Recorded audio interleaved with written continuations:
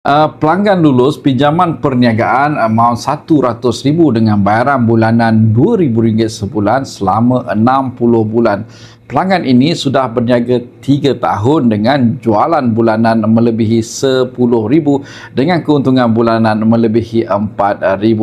Tuan-tuan, sekiranya anda berniaga dan tertanya-tanya adakah anda masih boleh untuk mendapatkan dana secara mudahnya, saya beritahu anda yang anda boleh mendapatkan dana di bawah RM100,000 sekiranya anda sudah berniaga 3 bulan dan ke atas dan ada bukti duit keluar masuk. Tetapi untuk dana yang RM100,000 ke atas, kebiasaannya bank ataupun agensi kerajaan hanya memberi kepada mereka-mereka yang ada buat akaun untung rugi dan ada bukti membayar cukai ataupun membuat submission cukai mereka.